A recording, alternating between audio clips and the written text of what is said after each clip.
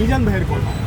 পরে আমি ভাবলাম মিজান ভাইয়ের এখানে অলরেডি প্রচুর মানুষ কমে সস্তায় খায়, প্লাস উনি প্রত্যেকদিন কিছু না কিছু টোকেন মানুষকে ফ্রিতে দিয়ে দেয়, তাই না? তো সেক্ষেত্রে ভাবলাম যে উনিও ফ্রিতে দিয়ে দেয়, অনেকে ওনার কাছ থেকে এসে খাওয়ায়, আমরা এক কাজ করি আস্ত একটা গরু দিয়ে দিই। আচ্ছা, তো আমাদের ওইরকম বাজেট ছিল না, মানে লিমিট ছিল না। পরে হচ্ছে আমরা মিজান ভাইকে বলি ভাই কোনো লিমিট নাই, আপনি যত করেন। পরে উনি বললো যে ভাই আমারও তো একটা ক্যাপাসিটি আছে, আপনি যদি 5 লাখ টাকার গরু দিয়ে দেন আমার এখানে রান্না সম্ভব না।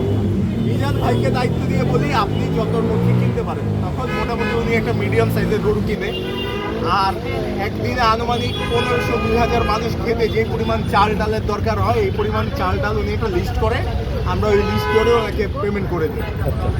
আর শুক্রবারে এই অনুষ্ঠানটা আমরা মূলত করব। তবে টার্গেট আছে এতিমখানার বাচ্চারা, অসহায় মানুষ, রাস্তায় পড়ে থাকা মানুষ, মানসিক রোগী, তারা প্রেফার করছি আমরা যে তারা যেন আগে খেতে পারে। এছাড়া মিজান ভাইকে ভালোবেসে সবসময় যারা আসে, বিভিন্ন দূর দূরান্ত থেকে আসে, তারাও খেতে পারবে, মানে সবার জন্য উন্মুক্ত। সুতরাং আশা করব শুক্রবারে খুব সুন্দরভাবে এই কার্যক্রম বা ইভেন্ট যেটাই বলি, এই খাবারের আয়োজনটা আমরা যেন সম্পন্ন করতে পারি, কেউ যেন কোনো বিশৃঙ্খলা না করে। কারণ এটা তো নিজের শহরের মধ্যে, নিজের ঢাকার মধ্যে, নিজের দেশের মধ্যে, আমরা যদি কোনো প্রকার বিশৃঙ্খলা করি বদনামটা আমাদের সকলের হবে।